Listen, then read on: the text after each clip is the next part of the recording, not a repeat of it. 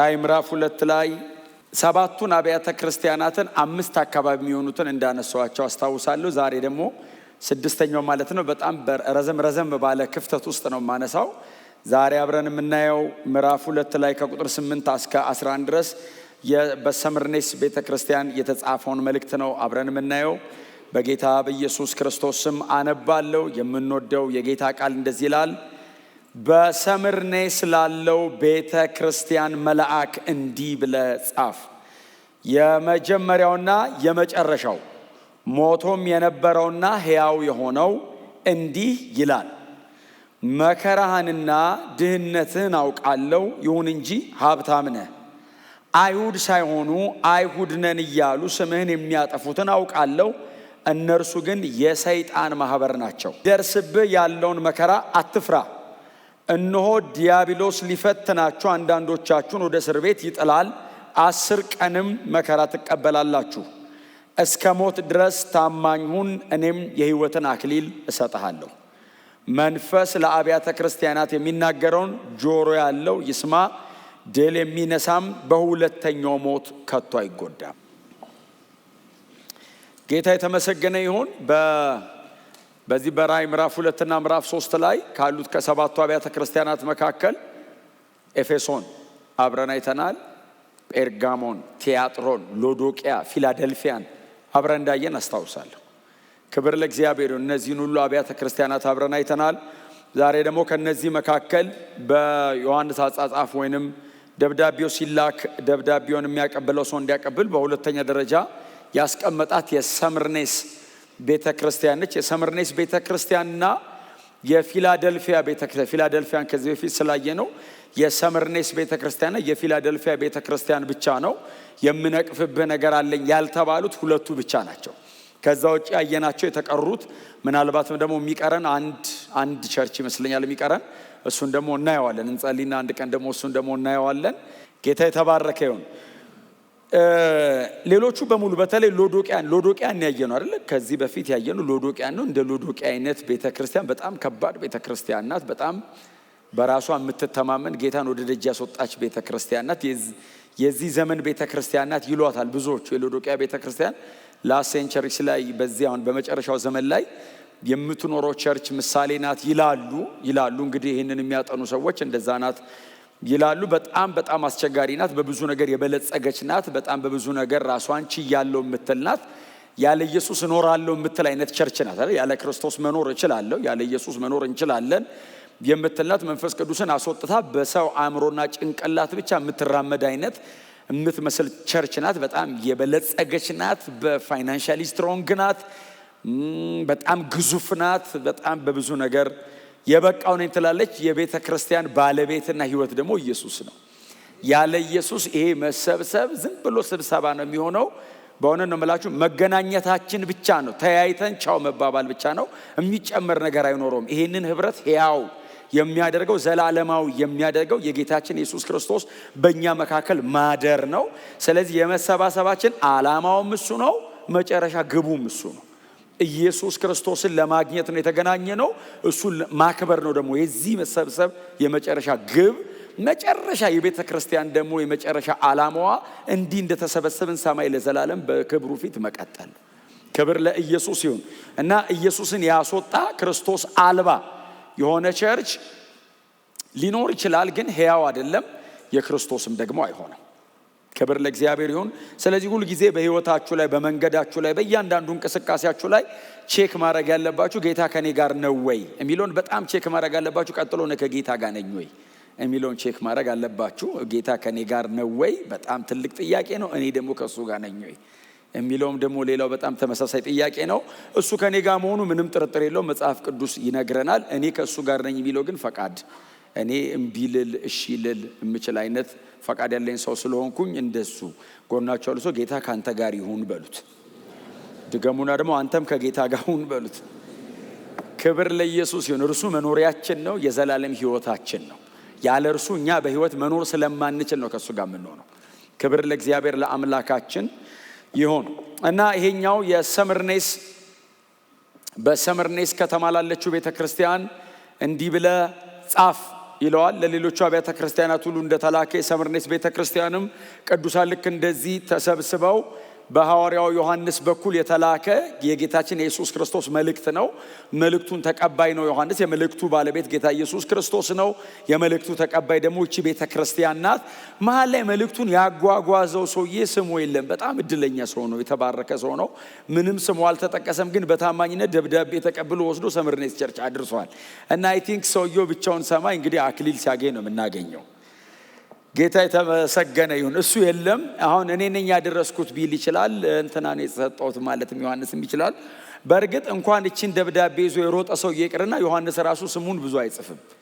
እንትኑን ራሱ መልእክቱን ሙሉን መልእክት የተቀበለው ሰው የራሱ ስሙን በጣም ብዙ ቦታ ደጋግሞ የሚጽፍ አይነት ሰው አይደለምና ሲጀምር ምንድነው የሚለው? ቁጥር 8 ላይ ምዕራፍ 2 ቁጥር 8 ላይ በሰምርኔስ ላለው ቤተክርስቲያን መልአክ እንዲህ ብለህ ጻፍ ብሎ መግቢያው ምንድነው የሚለው? ማን ነው የላከው ይላሉ አይደል ቸርቿ።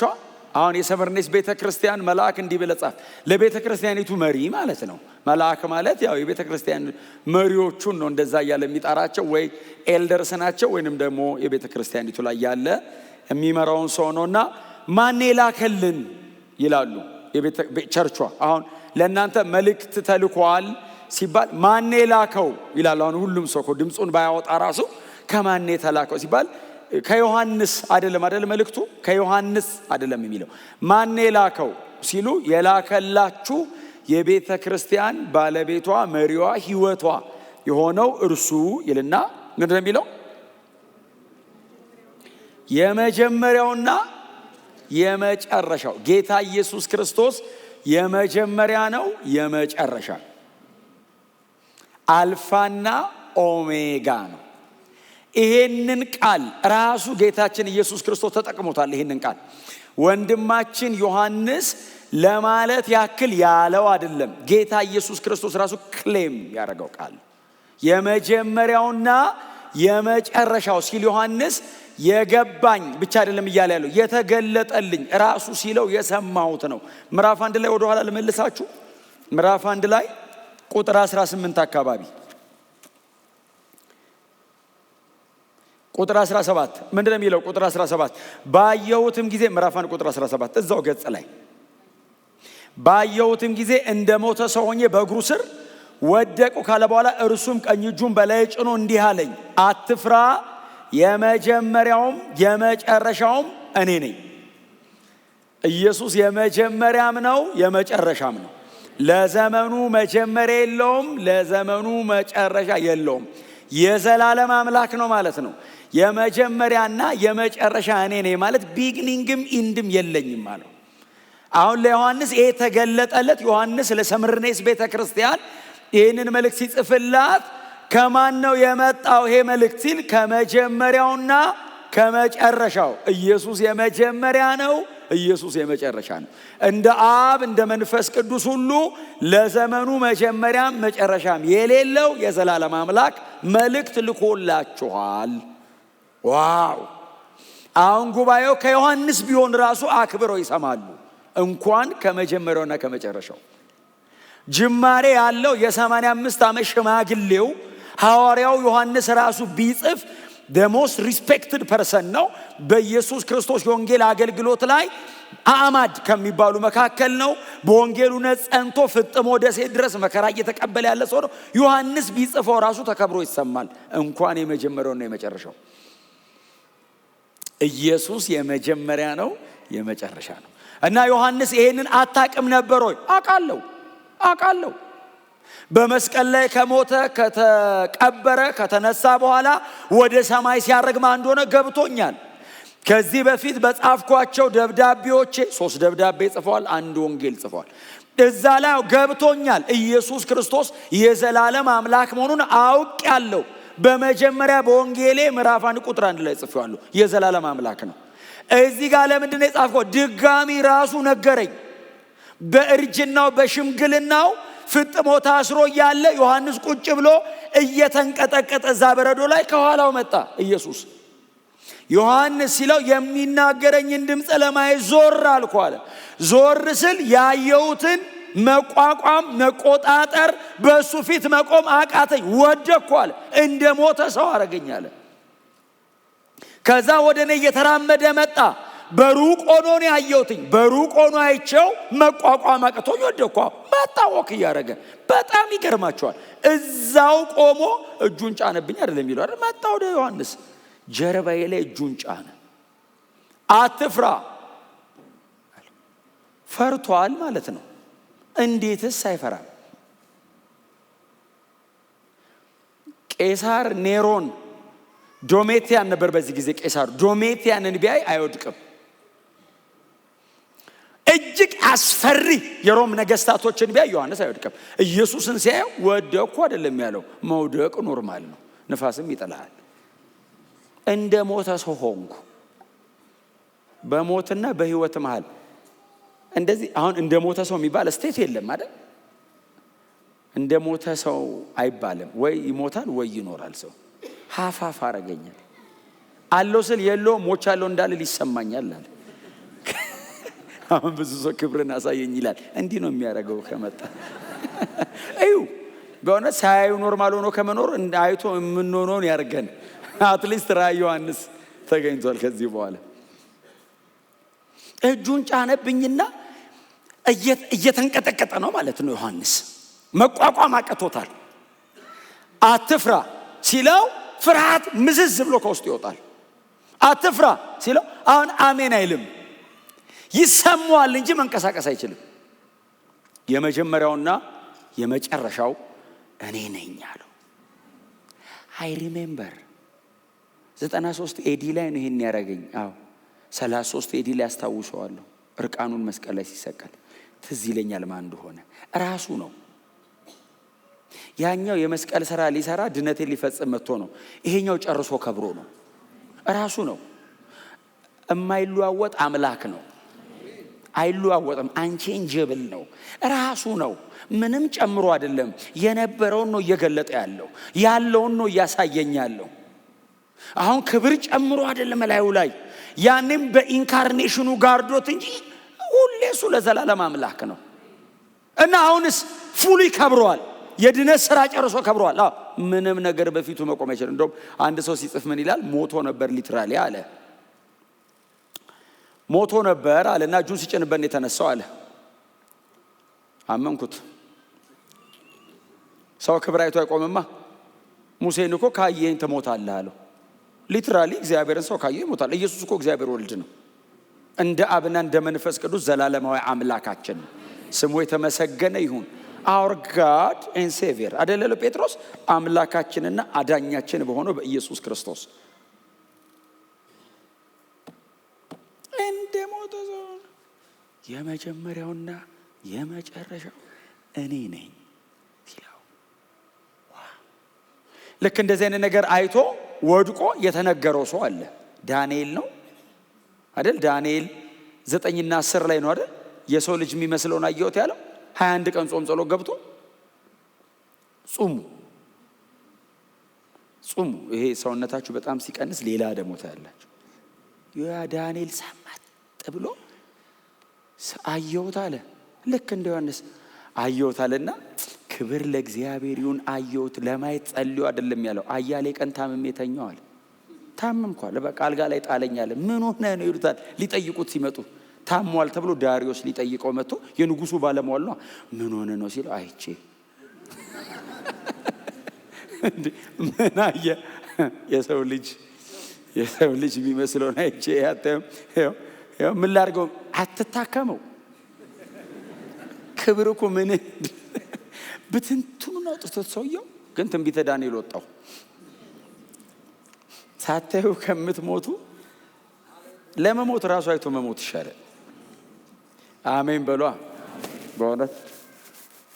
እና ለሰምርኔስ ቤተክርስቲያን የላከልሽ ይህንን መልእክት የላከልሽ መጀመሪያውና መጨረሻው ለዘመኑ መጀመሪያና መጨረሻ የሌለው አልፋና ኦሜጋ የሆነው እርሱ ነው ሲባል ቤተክርስቲያኒቱ በብዙ አክብሮት በብዙ ፍርሃትና ጥንቃቄ ውስጥ ነው የምትሰማው። የመልእክቱን ቫልዩ የሚጨምረው ላኪው ነው። ላኪው ማን ነው እኮ ነው መልእክቱን የላከው አካል ስልጣን፣ የላከው አካል ብቃት፣ የላከው አካል ማንነት መልእክቱን ይወስነዋል። አንተ ጋር የሚጻፈውን መልእክት ደግሞ ለማድረግም ለማከናወንም ብዙ አክብሮትና ጥንቃቄ የሚፈልገው ማን የላከው ነው። ኖርማል ሰው ከላከው ልማዱ ነው ብለህ ልታልፈው ትችላለህ። ከቤተ መንግስት ከተላከልህ ግን አቀባበልህ ራሱ ገና ሳትከፍተው ልብስ ቀይረ ነው የምትከፍተው ራሱ። ማን የላከው ሲል የመጀመሪያውና የመጨረሻው። ይሄ ምናልባት እናንተ አዲስ ኪዳን ለኛም በጣም አዘውትረን ስለምንማር የጌታ ኢየሱስ ክርስቶስ ማንነት ነው አይደል? ይሄ በቃ የመጀመሪያውና የመጨረሻው ኢተርናል ጂሰስ፣ ዘላለማዊው ኢየሱስ ስሙ ለዘላለም የተመሰገነ ይሁን። ከዛስ የመጀመሪያውና የመጨረሻው ይልና ቀጥሎ ምንድን ነው የሚለው? ሞቶም የነበረውና ሕያው የሆነው ማን ነው? መልእክት የላከልን። አሁን የመጀመሪያውና የመጨረሻው ሲል በጣም ሰፊ ነው፣ በጣም ጥቅልል ነው፣ ለመረዳት ትንሽ አዳጋች ነው፣ እጅግ ግዙፍ ነው። ዮሐንስ ደግሞ በመካከላቸው በደንብ አንደርስታንድ እንዲያደርጉ ደግሞ አመጣው፣ አቀረበው። የወንጌል አንኳር ነገሮች ናቸው ዮሐንስ እየጻፈ ያለው። የዘላለም አምላክ ነው አላቸው። አሜን ሲሉ ሞቶ የነበረውና ቀጥሎ ምንድነው የሚለው? ሕያው የሆነው። ሞቶ የነበረውም ኢየሱስ ብቻ ነው። ሞቶ የነበረ ተብሎ የተጻፈለት ከዛ ሕያው የሆነ ተብሎ የተቀጠለለት ጌታ ኢየሱስ ክርስቶስ ብቻ ነው። ማንም እስከሚሞት ነው።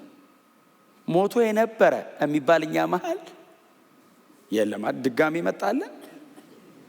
የመጀመሪያቸው ነው መሬት ላይ። አሁን ዮሐንስ ሞቶ የነበረው ሲል ክሩሲፊክሽን ነው፣ የመስቀል ስራውን ነው፣ የማዳን ስራውን ነው እያወራ ያለው፣ ድነታቸውን ነው እያወራ ያለው። አዎ የዘላለም አምላክ ነው። ቀጥሎስ ስለኔ ኃጢአትና በደል በመስቀል ላይ መስዋዕት በመሆን ለኔ የዘላለም ሕይወት ያደለ ነው። ዮሐንስ ወንጌል ምዕራፍ 17ን አንብባችሁታል። የመጀመሪያዎቹን ቁጥሮች ጌታ ኢየሱስ ክርስቶስ የጸለየው ጸሎት ለሚያምኑበት ሁሉ የዘላለም ሕይወት እንዲሰጥ አባት ሆይ መልሰህ አክብረው ብሎ ጸለየ። ለሚያምኑበት ሁሉ የዘላለም ሕይወት እንዲሰጥ፣ የዘላለም ሕይወት ሰጪ ነው ኢየሱስ።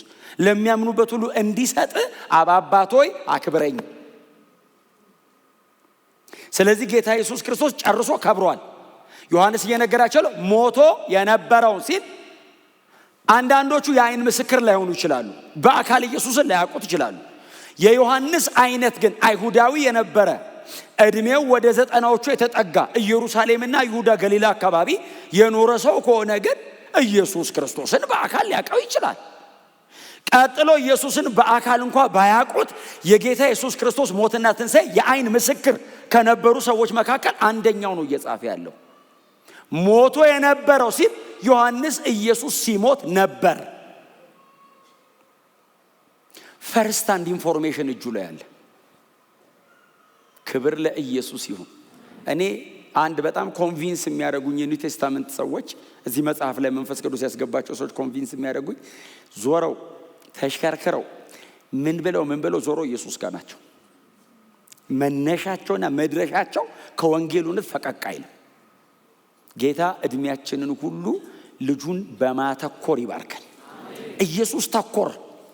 አብ ልጁን ነው የሚያከብረው። መንፈስ ቅዱስ እኛ መካከል ያለው የተለያዩ ስጦታዎች ሰጥቶን በእነዚያ ስጦታዎች ኮምፒት እንድናደርግ አይደለም። ኢየሱስ ክርስቶስን ለማክበር ነው ያለው። መንፈስ ቅዱስ ሲመጣ ያከብረኛል። መንፈስ ቅዱስ ደስታው የኢየሱስ መክበር። ኢየሱስ እኛ ማለት ሲከብር መንፈስ ቅዱስ ደስ ይለዋል። ሰዎቹ የእግዚአብሔርን ሀርት አንደርስታንድ አድርገውታል። እግዚአብሔር የት ጋር እንዳለ ገብቷቸዋል። ምን ሲደረግለት እግዚአብሔር ደስ እንደሚለው ገብቷቸዋል። ስለዚህ የፈለገ ዋጋ ቢከፍሉ ቢሰቃዩ የሞት ጣር ተጠግቷቸው እያጣጣሩ ስለ ክርስቶስ እያወሩ ነው የሚሞቱት። እግዚአብሔር በዚህ እኔና እናንተን የሚባርከን። ሞቶ የነበረው ብናወራው አንጨርሰው። ዕብራውያንን እየተማረን ስለሆነ በተለይ ደግሞ ሰሞኑን ደግሞ የተማረን ኢየሱስ ደምን ስለሆነ እሱን እዛ ላይ ይሻላል።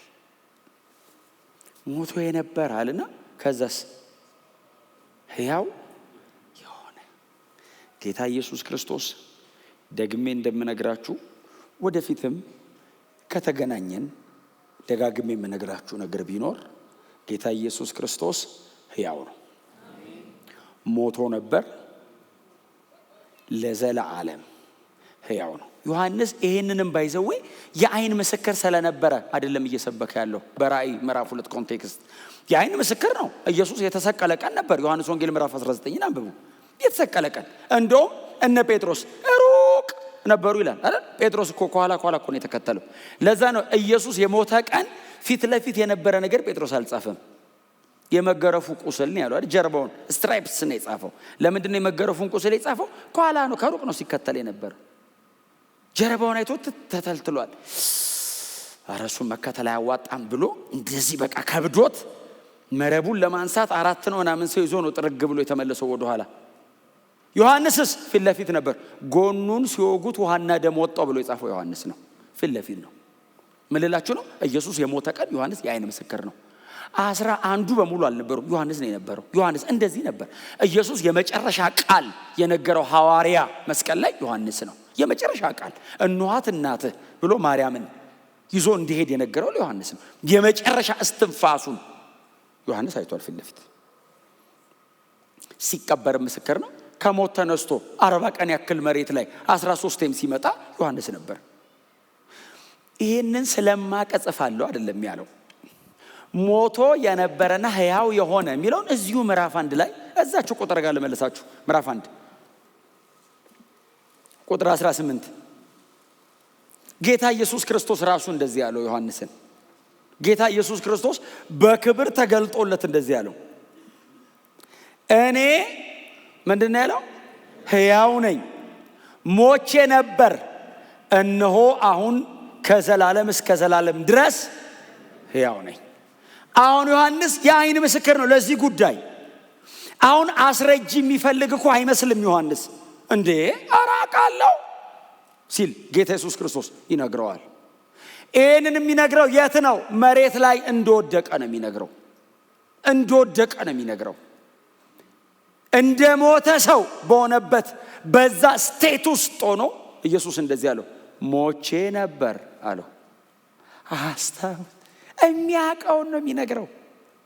አይ መረጃና ብርሃን ይለያያል። ሞቼ ነበር አለው። አዎ ሲል ከዘላለም እስከ ዘላለም ሕያው ነኝ አለው። ከዛ ቀጥሎ የሚናገረው ቃል በጣም አስደናቂ ነው። የሞትና የሲኦል መክፈቻ እጄ ላይ ነው ያለው።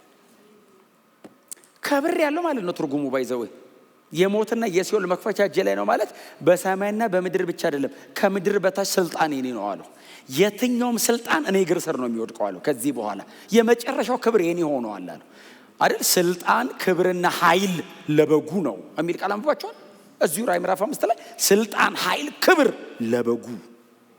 ኢየሱስ ከብሯል። ስሙ ለዘላለም የተመሰገነ ይሁን። ኢየሱስ ተነስቷል ማለትና የሆነ ሰውዬ ተነስቷል ማለት ቀንና ሌሊት ያክል የተለያየ ነው። የሞተ ሰው መጥቶ ተጸልዮለት ቢነሳ ሳይጨርስ ስለሞተ እንጂ ሞትን አሸንፎ አይደለም። ጨርሶ ይሞታል። ኢየሱስ ከሞት የተነሳው ስላልጨረሰ እንዳይመስል፣ ሞትን አሸንፎት ነው። ሞትን ገንጥሎት ነው የወጣው። ሞትና ኢየሱስ ለብቻ ተገናኝተው ተነጋግረው በቃ ውጣ ብሎት አይደለም። ሞት አቅቶት ነው። ሞት ሆይ ተባለ። አቤት ሞጌታል። አብ እኮ ነው የሚጠይቀው። ሞት ምን ተደብቋል? ባይዘው ሞጌው ተሰብሮበት ተደብቋል። ሊጥግ ስር መቼስ እየሮጡ ሲሸሸጉ አብ ነው እየመጣ የሚያወጣው። እኛ ራሱ ተደብቀን እኮ አዳም ያለን እሱ። ሞት ራሱ ስንሸነፍ እንደበቃለን። ሞት ራሱ ሲሸነፍ ድብቅ ሲል ሞት ሆይ ያለው አቤት አለ። ሞጌያስ አለው። ድሮ እንዲህ ይዞ ነበር የሚዘሩት ታውቃለህ። እንዲህ መመኪያው ነው። ሞጌያ ስለው እንዲህ ቀስ ብሎ ያወጣታል። ሞጌታል ሲል ሰብሮታል። በዚህ ነው የሚወጋው። ድል መንሳት ሲለው ወሰደው። ድል ኦልሬዲ የኢየሱስ ሆኗል። ኢየሱስ ተነስቷል። ኢየሱስ ተነስቷል። አይ የዘላለም ሕይወት ያለው እዚህ እውነት ላይ ነው። የለም ሌላ መንገድ የለውም። ሞቅ ሲለኝ አይደለም የዘላለም ሕይወት ያለው። የሆነ አክቲቪቲ ውስጥ ስሳተፍ አይደለም። እዚህ እውነት ላይ ነው የዘላለም ሕይወት ያለው። እግዚአብሔር ሕይወትን የሰጠው በዚህ ብርሃን ነው። ከዘላለም እስከ ዘላለም አሉን። እሺ ስል ሕያው ነኝ ምን ማለት ነው? ድጋሚ ሞት ወደ እኔ አይመጣም። ያኛውንም የቀመሰው ለእኔ ነው እንጂ እርሱ የዘላለም አምላክ ነው። ለእኔ ነው የቀመሰው። እኔን ተክቶ ገብቶ ነው። ሪፕሌስመንት ነው። ተክቶኝ ነው። ስሙ የተመሰገነ ይሁን። እንዳልኳቸው ነው ቀደም ኢየሱስ ያስነሳቸው ሰዎች ራሱ ተመልሶ ሞተዋል። እንኳን እኛ ጸልየን የምናስነሳው አልዓዛር አሁን የተነሳበት ፕሮቶኮል ተመልሶ የሚሞት ይመስላል። አቀባበሩ አሁን ተጽፎለታል እኮ ሲቀብሩት ገንዘው ከፍነው ጠቅልለው አስገብተው ትልቅ ድንጋይ ዘጉበት። አሁን ምዕራፍ 4ን ስታነቡት አሁን እኛ እኮ ከኢየሱስ ትንሣኤ በላይ እኮ የአልዓዛርን መነሳት እኮ ሰብከነዋል። ተመልሶ ለሚሞት ሰውዬ ተአምር እኮ ነው፣ ግን ትንሣኤ አይደለም። ሪሰሲቴሽን ነው፣ ተቀስቅሶ ነው። ሪዘሬክሽን የኢየሱስ ብቻ ነው። ትንሣኤ ክርስቶስ ብቻ ነው ያገ እኛ ሁላችንም የምንቀበለው እሱ ስለተነሳ ነው። ማንም ቢነሳ ከመሞቱ በፊት በነበረው አካል ነው የሚነሳው። ማንም ጸልየለ ብታስነሳው ሰውየው ባይዘው አይለወጥም። ራሱ ነው ብድግ የሚለው። እስትንፋሱ ሄዳ ነበር ብሎ ይመልሳል። በቃ ምክንያቱም መጽሐፍ ቅዱስ አይደል ከሞት ሲነሱ ሰዎች እንደዛ መሰለኝ። እኔ መጽሐፍ ቅዱስ ነው ያነበብኩት። አሁን ባዮሎጂካሊ ሰዎች ልታስረዱን ትችላላችሁ ሌላ ጊዜ። መጽሐፍ ቅዱስ ግን ሳነብኔ አንያ ነገሥት ላይ ነው የሰራብቷ ሴት ልጇ ሞተ ይላል። ኤልያስ ልጄ ልገልብኝ ነው እንደመጣዋለች ስትለው ኤልያስ ተንበርክኮ ወደ እግዚአብሔር ጮኸ ይልና እግዚአብሔርም የብላቴናውን ነፍስ መለሰው የሚል ቃል አለ ብሎ ወስዶት ነበር። አረ እግዚአብሔር ሆይ ወስዶ ነበር መለሰ። ያው መልሶልሻል። ጮኸ የሚል ቃል አለ። እኔ እግዚአብሔር ጮኸ ማለት እኮ ጸልይ አይደለም፣ ጭቅጭቅ አይነት ነገር ነው። እንዴ እግዚአብሔር ሆይ እንዴት ትወስዳል? ተመግብ ብለህ ልከኝ እኔ በሄድኩበት ሁሉ ተአምራት የለመድኩ ሰውዬ እንዴት ሰው ይሞታል? እግዚአብሔር ሆይ ሲል ልጁ አለ የተኛው ልጅ በቃ መልሶት ጸሎቱንም ቀጠለ አይልም መጽሐፍ። የሞተ ሲነሳ አካል አልተለወጠም። ማንም የሞተ ሲነሳ ኢየሱስ ሲሞት በነበረው አካል አይደለም ሲነሳ፣ የከበረው ነው ተሸክሞት የተነሳው። በከበረው አካል ነው የወጣው። ሞት አክሰስ አያረገውም። ኃጢአት አያቀውም። ኮራፕት የሆነው ይሄ ሲስተም ኮራፕት አያረገውም። ለዘላለም በእግዚአብሔር ፊት የምንኖርበትን አካል ኢየሱስ ለብሶት ብድግ አለ። ትክክለኛ ትንሣኤ የሚሆነው ያኔ ነው። ሞቶ የነበረ አላት ለቸርቿ ሰምተናል፣ በወንጌል እውነት ሰምተናል ሲሉ ሕያው የሆነው እርሱ እንዲህ ይላል። አሁን ለዚህ ፐርሰን እንዴት አድርገ ነው የጸሎት ርዕስ የምትነግረው? ምንም ሳትነግረው ያውቃል። አንደኛ የዘላለም አምላክ ነው። ቀጥሎ ስለ ኃጢአትና ስለ በደል መስቀል ላይ ሞቶ ሕይወት ሰጪ ነው። ከዛ ቀጥሎ ደግሞ ሞትን ድል አድርጎ ለዘላለም ሕያው በመሆኑ ምክንያት እኛን ሕያዋን ያደረገ ነው። እርሱ እንዲህ ይላል ሲባል ሰው ቆይ የጸሎት ርዕስ ልንገረው አትልም። እሱም ማያውቀው አንተ ጋር የቀረ ነገር የለም፣ በሙሉ ያውቀዋል። መከራህንና ድህነትህን አውቃለሁ አላቸው።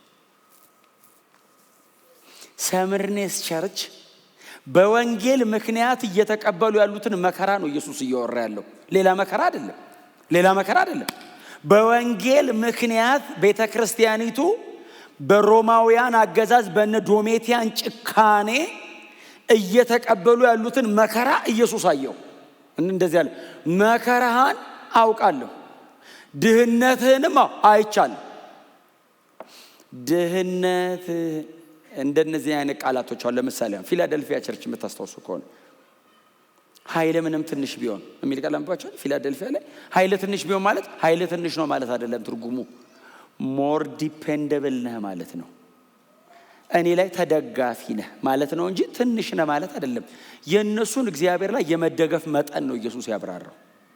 አሁን ምንም ድህነትን አይቻል ሲል ሊትራሊ እንደዚህ በአካል ድሃ ናችሁ አይነት አይደለም ትርጉሙ።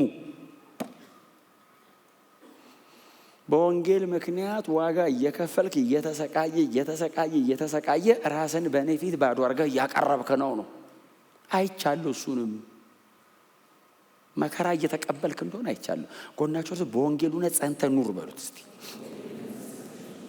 አሁን ሰው በወንጌል እውነት ጸንቶ ሲኖር መከራ ኖርማል ነው አይደል? አሁን መከራ ኖርማል ነው። አሁን ወንጌል ላይ ሰው ወንጌል ነው ብሎ ከያዘ በምድር ላይ የትኛውም አገር ውስጥ ሊኖር ይችላል፣ መከራ ውስጥ ነው ያለው። ኖርማል ኦርዲነሪ የሆነ ዜጋ ብቻ እንዳይመስላችሁ። ለምን የሀገር መሪ አይሆንም? በወንጌል እውነት ልጽና ካለ ሲስተሙ ያራምደው።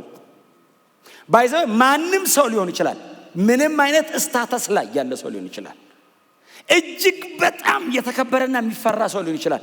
በወንጌል እውነት ጸንቼ እቆማለሁ ካለ መከራ አለ። የዚህ ዓለም ገዢ ሲያሳድድ ነው የሚኖረው። ሁሉም የቤተ ክርስቲያን የአዲስ ኪዳን ደብዳቤዎች ላይ ካነበባችሁ የተጻፈላቸው ቸርቾች የሚያልፉበት መከራ አይደለም።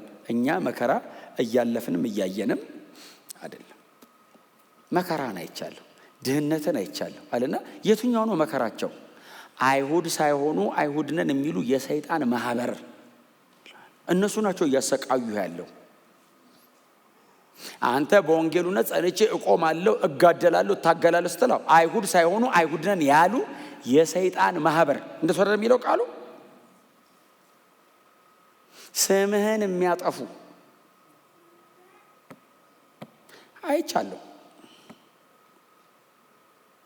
ምንድነው የሚሉት? ክሌም የሚያደርጉት እነሱ የአይሁድ ማህበር አይሁዳውያን ነን ሲሉ ጌታ ኢየሱስ መጣና እንደዘለ የሰይጣን ማህበር ነው አለ።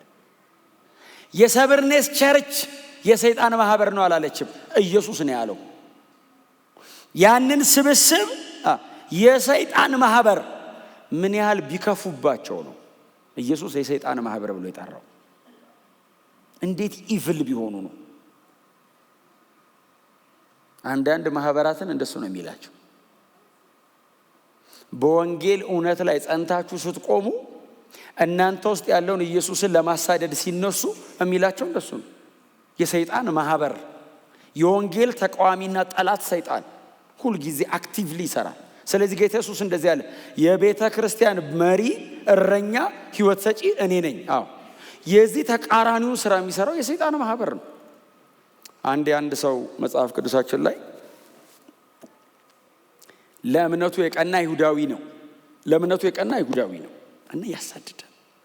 ፈረስ ላይ ሆኖ ያስደብዳቤ ተቀብሎ ከቻለ ለማሳሰር የበለጠ ደግሞ ከቻለ ለማስገደል የገሰገሰ ይሮጣል። የአንድ በጣም ብርቱ ሃያዎቹ መጀመሪያ ላይ ያለው ወንጌል ሰባኪ ሰው እንዲገደል ዋነኛ የነበረ ሰው ነውና እየሮጠ እያለ ድንገት ተገለጠለትና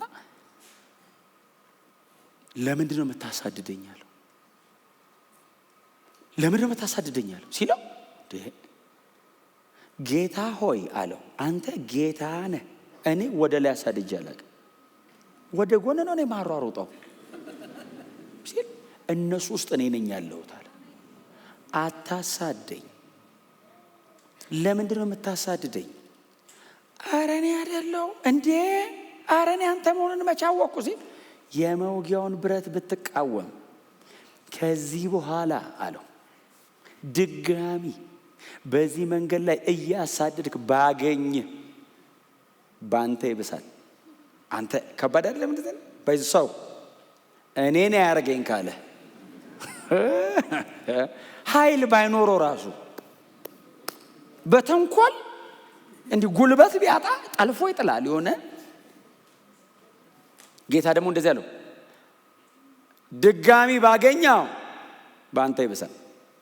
አሳድጃለሁ ብለህ አንድ ሰውን አይደል እዛ ጋር ያስገደልከው? እሱ በክብር ነው የመጣው ወንጌል ሰብኮ ማልዶልሃል፣ ተማጽኖልሃል። አሁን ደግሞ እያሳደድክ ነው። ከዚህ በኋላ ባገኝ እኔ ነኝ ያርገኝ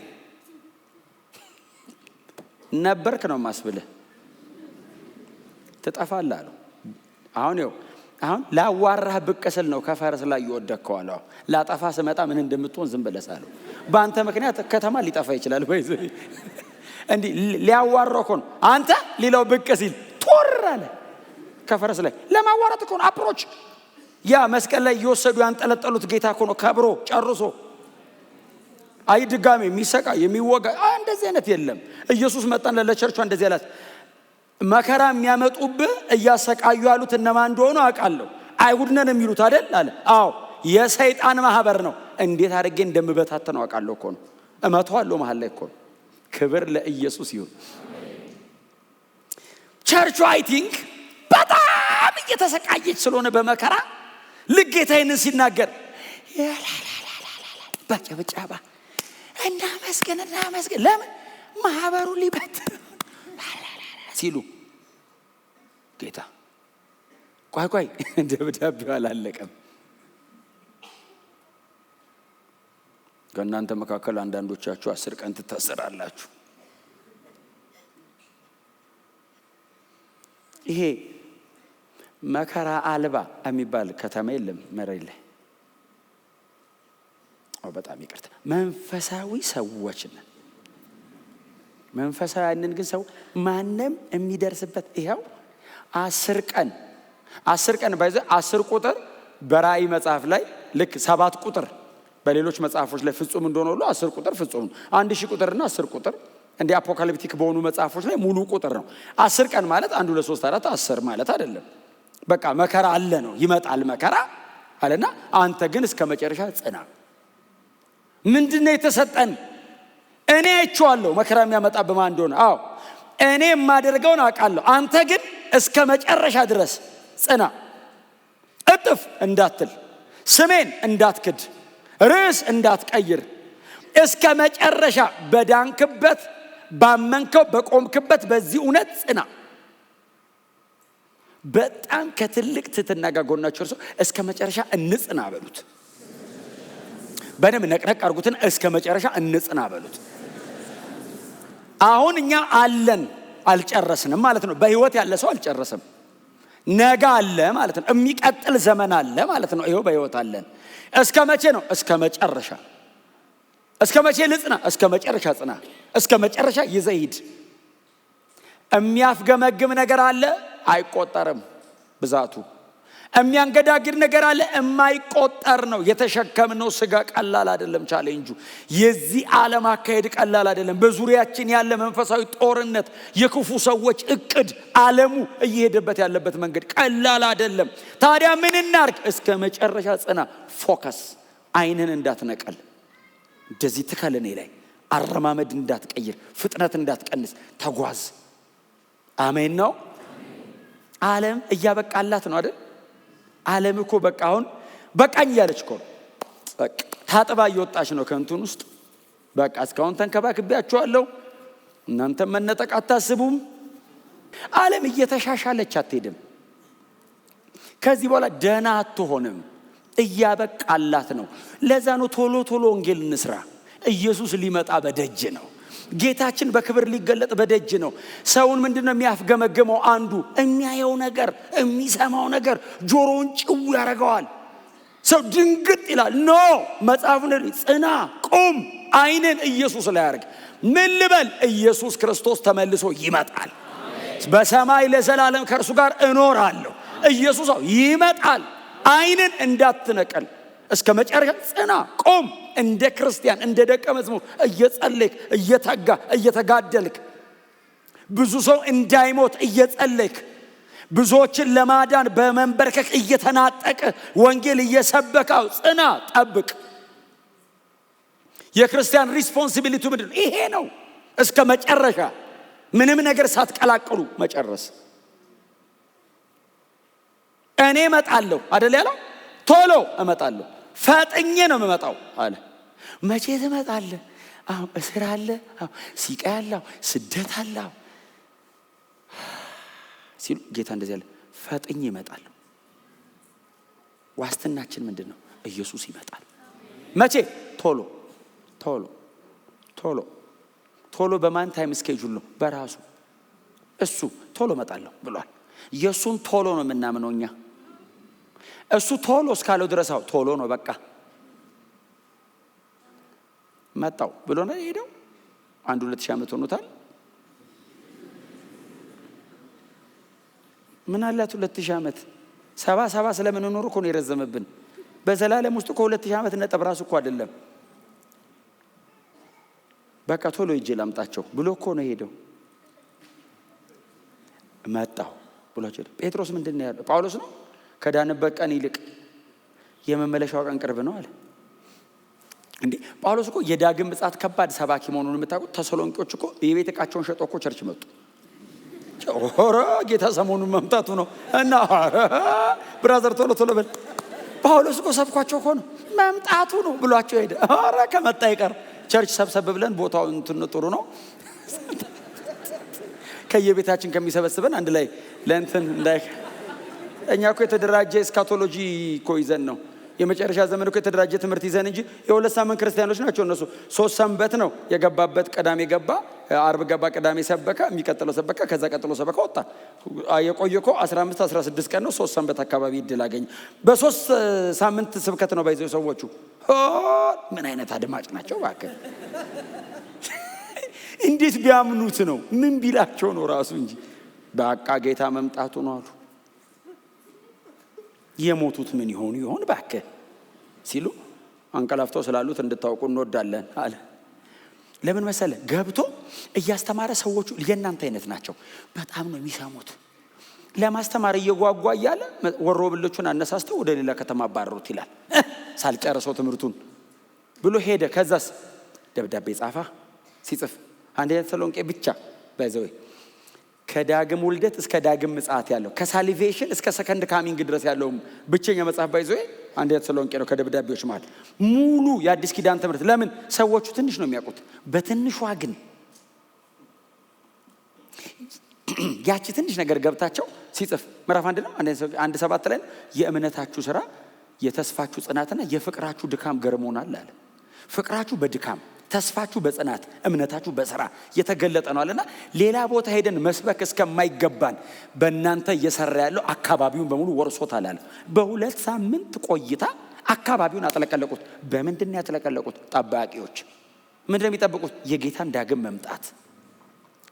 እንደዚህ አይነት ደስተኛ የሚያረግ ምን አለ? ቀና ብለህ መኖር። አንጋጠ ተስፋ ይታያችሁም ቀና ስትሉ ሰማይ ቀይ ቢሆን ተይዘን ውሰደኝ ዲፕሬሽን ሰው እኮ እንደዚህ ስለሚል እኮ ነው የሚሰቃየው። ቀና በል እስቲ መመለሱን አስብ። መሄድ ትዝ ሲለ ዓለምን ትንቃለህ። መሄድ ትዝ ሲለ ይሄ ሁሉ የተተራመሰ ዓለም አያሰጋህም። እንደውም ሰው ለማዳን ትታገላለህ። ና አምልጥ ትለዋለህ። በዓለም መተራመስ አይደለም አንተ የምትሳቀየው፣ ማምለጫ አለ ትላለህ። እንደውም ለሰው ና እንሹለክ ና ውጣ። ኢየሱስ ይመጣል። አሜን።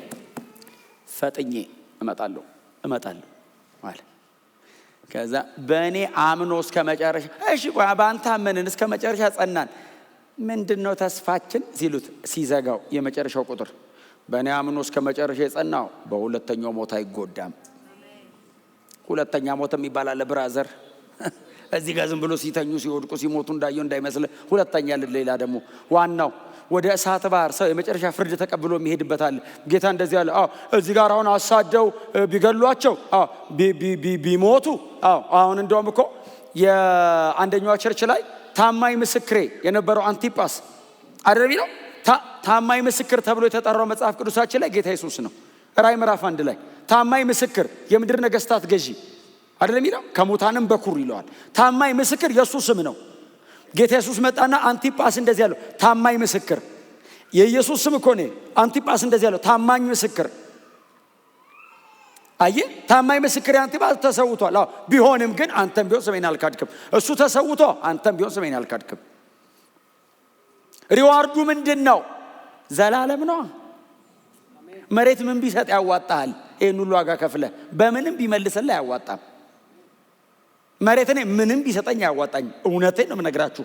እናንተም እንደዚህ አይነት ክርስቲያኖች ይመስሉኛላችሁ። በእውነት ምን ይሰጣል? እስቲ መሬት አሁን ቆይ እናንተ ያላያችሁት ምን አለ መሬት ላይ? አሁን በጣም ብዙዎቻችሁ የተለያየ ዓለም እንደምትሄዱና በጣም ብዙዎቻችሁ ደግሞ ከተለያየ ዓለም እንደመጣችሁ አውቃለሁ።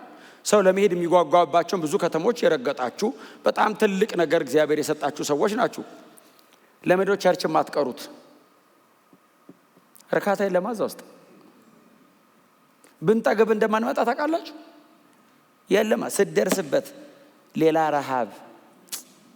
ጌታ ሆይ ይሄን ባዶ ነው። ስትደርስበት እንደው ጥልቀቱን ይጨምርብሃል። ያለዝ ይሄንንም ሰው አግኝቶ በህይወታ ያላንተ አይቻልም ማለት ነው ጌታ ሆይ ነው የሚያስብልህ። እምንሳሳላቸው ሰው የሰራቸው የማይመስሉ ለመርገጥ የሚያሳሱ ከተሞች ተቃጥለው ያልፋሉ። የሰው እጅ ያልሰራው ከተማ ሰማይ አለ። ተስፋችን ዘላለማዊ ነው። ኢየሱስ ይመጣል፣ ይዞን ይሄዳል። ያልሰራነው ከተማ እንገባለን። ጌታ ኢየሱስ ክርስቶስ እንደዚህ አለ። መንፈስ ቅዱስ ማለት ነው። መንፈስ ለአብያተ ክርስቲያናት የሚለውን ጆሮ ያለው ይስማ። እያዳመጠ ያለ ሰው አለ ጌታ ኢየሱስ ይስማ። ምንድነው ሲል የመጨረሻ ቁጥር እሷ ላንብብላችሁ። ድል የሚነሳም በሁለተኛው ሞት ከቶ ጌታ ኢየሱስ ነው ያለው። አይጎዳም አይደለም ከቶ የተረጋገጠ ነው። እኔ ነኝ ያልኩት አለ ጌታ። እሱ ታማኝ ነው፣ የማይዋሽ አምላክ፣ የተናገረውን በሙሉ ያደረገ። ለዚህኛውም እመነኝ ከጸና አለን መጣና አዎ እኔን ብለህ እስከ መጨረሻ ከሄድክ እርግጠኛውን በሁለተኛው ሞት ከቶ አትጎዳም። ለዘላለም ከኔ ጋር ትኖራለህ። እኔ በከበርኩበት በዚያ ከኔ ጋር ትከብራለህ። ኢየሱስ ክርስቶስ ጌታ ነው። እስካሁን የመጣችሁት በጣም ብዙ የድል መንገድ አለ። እግዚአብሔር ይመስገን ስለዚህ የድል መንገድ። አሁን ጸንታችሁ የቆማችሁበት እምነት አለ። እግዚአብሔር ይመስገን ስለዚህ መበርታታችሁ። ከዚህም በኋላ የቀረንን በእግዚአብሔር ጸጋ ተደግፈን ወዳጆች ሆይ ያመነውን ያየነውን የያዝነውን የተነካንበትን ሳንለቅ እንጨርስ። በቃ ይሄ ነው መልእክቱ። መጽሐፍ ቅዱስ የሚያስተምረን ይሄንን ነው። የተነቀፉት ከዚህ አንጻር ነው። የተበረታቱት ከዚህ አንጻር ነው። አስተካክሎ ከዚህ አንጻር ነው። በጣም መልካም ነው። በጣም ብዙ በጎ ነገር አይቼባለሁ ከዚህ አንጻር ነው። የመጨረሻ ግባችን እንዲህ ተሰብስበው እየዘመሩ መኖር አይደለም፣ ዘላለም ነው። እንዲህ ብቻ ከሆነ ክርስትና ድካም ነው። መሬት ላይ ብቻ ከሆነ ይሄ ጳውሎስ የሚሉ ሰውዬ እንደው ምንድነው ያለው? የእግዚአብሔር መንግስት መብልና መጠጥ አይደለችም፣ በመንፈስ ቅዱስ የሚሆን ደስታ፣ ኢንጆይመንት። ዝም ብሎ በመከራ ማለት ሪጆይስ ማለት በመንፈስ ቅዱስ የሚሆን ይሄ በሆነ ነገር ማግኘትና ማጣት አይደለም። በመንፈስ ቅዱስ የሚሆን ደስታ እየተገረፈ በጌታ ደስ ይበላቸው። ጳውሎስ እንዴት ጎበዝ ነህ ስትለው በመንፈስ ቅዱስ የሚሆን ነው። ይሄ እኔ እንዳልመስልህ መንፈስ ቅዱስ እኔ ውስጥ ያደረገው። ከዛ ደግሞ ሄዳልና እዛ ደግሞ ለቆሮንቶሶቹ እንደዚህ ያላቸው ይህን ሁሉ ዋጋ ከፍለ ለምድራዊ ነገር ከሆነ ተስፋ ያደረግነው በምድር ላይ ካሉ ሰዎች መካከል እንደኛ ምስኪን የለም። ይሄ መሬቱ ለማሳለጥ ከሆነ ክርስቲያን የሆንከው ብራዘር፣ እግዚአብሔርን ሰው አውት ስማርት ያደረገው እግዚአብሔርን አወረ። እሱ ታፈር በሰራው ጭንቅላት አሸውዶ። አንዳንድ ሰው በጣም እጥፍጥፍ ብሎ የሆነች ነገር ላይ ቁጭ ይላል። እግዚአብሔር ሳያቅ ያመለጠ አይመስልም። ሰጥቶት እኮ ነው። ይሄው እንካስቲ ከዛ 60ኛ ዓመቱ ላይ እንደ ያዕቆብ እድሜው ስንት ነው ስትለው ሰጥቶት እኮ ነው። ጥቂት ድካም ራሱ ከልክሎት እኮ አይደለም። ደሃ አድርጎ አሰቃይቶት እኮ አይደለም። ሰጥቶት ከብት በከብት አይደል ያደረገው? በግ በበግ ሸመልመሌ ምናምን እያደረገ ትረፍረፍ ይሄን ፈልግ እንካ አለ ሰጠው።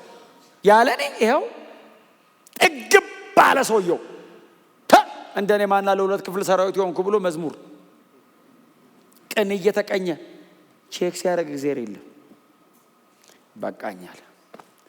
ከልክሎ እኮ አይደለም ሰጥቶን ያስተማረው። ባይዘ ማጣት እርግማን የሚመስለው አለ፣ ማግኘትም አንዳንዴ እርግማን ነው። ያለ እግዚአብሔር ምንስ ብትከብር ምን ያደርግልሃል? ሰሞኑን ዜና እያያችሁ ነው። የዓለም ጠርዝና ጠርዝ ላይ የሚቆሙ ባለጠጋ የሆኑ ሀገራት እንዴት እየተናጡ እንደሆነ። እንድች የሚነኩ የማይመስሉ ሀገራት አትችልም። ገንዘብ ሰውን አያድኖ። አሁን መሬት ላይ ካሉ ከአንዳንድ ጦርነቶች እኮ ነው ማምለጥ ያልቻሉት። ከዘላለም ፍርድ ማን ነው የሚያመልጠው? ኢየሱስ ከሰማይ ብቅ ሲል እነዚህ ነገስታቶች ጌታ በክብር ሲመጣ የምድር ነገስታት ተራሮች ስር ሄደው ውደቁብን።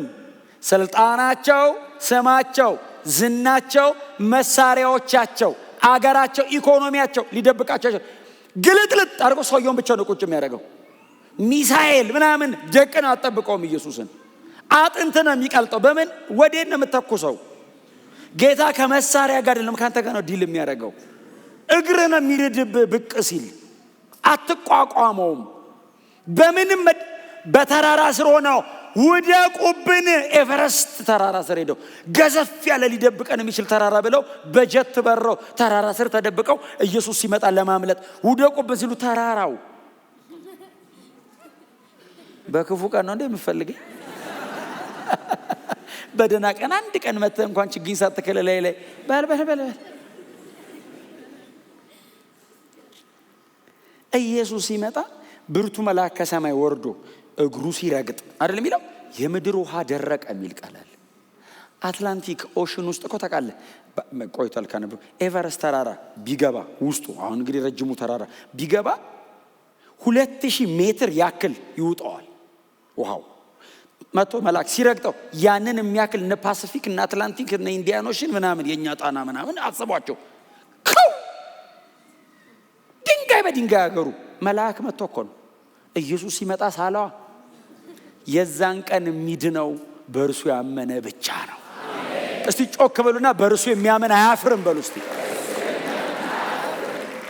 ድገሙና እንደዚህ በርሱ በወንጌል አላፍርም በሉ እስቲ። ድገሙና በወንጌል አላፍርም። ሃሌሉያ።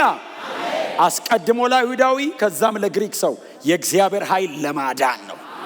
በቃ የለም ሌላ። በክርስቶስ እናምናለን ነው ከዘላለም ሞት ተርፈናል። በክርስቶስ አምነናል። በሁለተኛው ሞት ከቶ አንጎዳም። ለዘላለም በማያረጅ በማይበላሽ ፌል በማያረግ መንግስት እንኖራለን።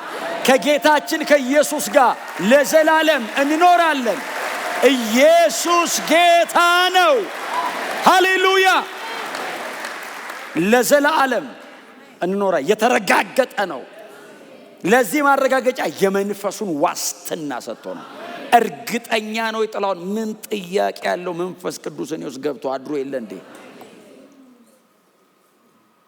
የለም ሌላ እውነት፣ የለም ሌላ የዘላለም ሕይወት ማግኛ መንገድ። መጨረሻዋ እቺ ናት። ተዘግቷል።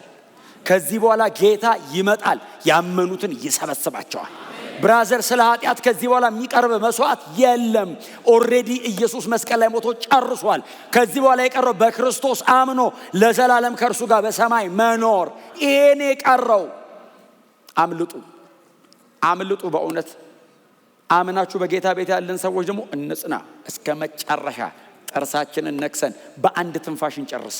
በቃ ሊያንገዳግደን ይችላል፣ እንዳንወድቅ ሊገፈትረን ይችላል። በእግዚአብሔር ጸጋ ተደግፈን እንቁም። በፍጹም ከዚህ ውጪ የምንሰብከው ወንጌል የለም። አባቶች አልሰበኩም ከዚህ ውጪ። ጌታችን ኢየሱስ ክርስቶስም ንገሩ ያለን ይሄንን ነው። የለም ሌላ ከሆነ ሰው ሰራሽ ነው፣ የአጋንንት ነው። እሱ ደግሞ የተረገመ ይሁን። ኢየሱስን አደብዝዞ እኛን ሊያደምቅ የሚታገል ነገር ካለ የተረገመ ይሁን። ኢየሱስ ብቻ፣ ክርስቶስ ኢየሱስ የዘላለም ሕይወት የሚሰጠው እሱ ብቻ ነው። አይቻልም። ጊዜ የለንም። እውነቴን ነው የምነግራችሁ ስለምወዳችሁ። ሁል ጊዜ ኢየሱስ ዛሬ ቢመጣስ ብዬ አስባለሁ። እኔ ልቤ ላይ ሁል ጊዜ እኔ ላስብ ብዬ አይደለም ማሰበው። ባይዘው እንደው ዛሬ ቢመጣ አቅጃ አይደለም ማሰበው። ተዚህ ይለኛል ድንገት ቢመጣስ ሰው ምን ያህል ሰርተናል? ሬዲ ነን ወይ? እንነጠቃለን? ኮንሽሱ ነው። እንደ ኢያሱ የምትሰራበት ብዙ ዘመን ነበር፣ ሳትሰራ አረጀ እንዳይለን። ለመዳን የሚሆነውን ነገር አግኝተ ሳንሰራ ደግሞ እዛ ሄደን አረጀብኝ ምን ላረግ በቃ ምንም እንዳይለን። ያመንን የዳንን ሰዎች ጸንተን ቆመን ኑ በእግዚአብሔር ቤት ውስጥ እኛንን የምንነካው እኛንን የምናድገው። ኢየሱስ ይመጣል። እስኪመጣ እየታጠቀን እየተዘጋጀን እንጠብቀዋለን። እየሰራን በጸጋው ተደግፈን እየሰራን። እድሜን፣ ጊዜን፣ ጉልበትን ለምን ታባክናለህ? እና ጸልይበት። ክብር ለኢየሱስ ይሁን። በፍጹም እንለፍ። ፐርሰናል ከሆነ ጥቃቅን ነገር እንለፍ፣ እንውጣ። ኪንግደም የእግዚአብሔር መንግስት ወደዛ እንምጣ። እዩዋቸው እነዚህ ሰዎች ዮሐንስ የተቀበለው መከራ አንዷን ቢያስባት ኖሮ አያገለግልም። ምክንያት አለው። እኔ እንደዚህ መሰቃየው ጌታ ለምንድን ነው እንዴ? ምን አሰቃየኝ እኔ ጌታ ወይ እንዴ? ላንተ ስለኝ ሁሉ እንትና መች መከራ ተቀበሉ እኔ ብቻ ለምን አይሉ? ለምን ነው አይሉት? ኢየሱስ ማን እንደሆነ ገብቷቸዋል።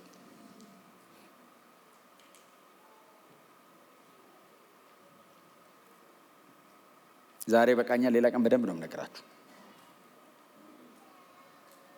እውነቴን ነው የምነግራችሁ። አም ሶሪ አንዳንድ ነገሮች ላይ። ስለዚህ ፋይት እናደርግ። ፋይት አድርጉ። ከሲስተሙ ጋር ፋይት አድርጉ። ከራሳችሁ አቲቲዩድ ጋር ፋይት አድርጉ። ወንጌልና ወንጌል ብቻ አስለምዱት። ራሳችሁን ፍሬም እናድርግ። አሜን ነው። ኢየሱስ ይመጣል። በቃ መጣላት ካለባችሁ አጠገባችሁ ያለ ሰው ተጣሉት። ና ወደ ቸርች ተጣሉት። ና ብትመጣ እኮ ጥሩ ነው፣ አልቻልክም ይሆን አትበለው። ተጣላ። ለምን ተጣልተው ከዳና አንድ ነገር ነው። ተጣልተህ አትርፈው። ገንጥለ ጎትተ አመናጭቀውም ቢሆን አምጣው። የሆነ ቀን ያመሰግናል፣ ይባርካል። በእግዚአብሔር ቤት አንድ ቀን ታገኘዋለህ። ሰማይ አጠገብ ቆሞ ይዘምራል። የዛን ቀን እንኳን ተቆጣኸኝ ይልሃል። ክብር ለኢየሱስ ይሁን። ጴጥሮስን ለማዳን ኢየሱስ ሂድ አንተ ሰይጣን ደረጃ ደርሶ ነበር ተግሳጹ። ሂድ አንተ ሰይጣን። ዘንድሮ እንደዚህ ቢባል አንድ ሰው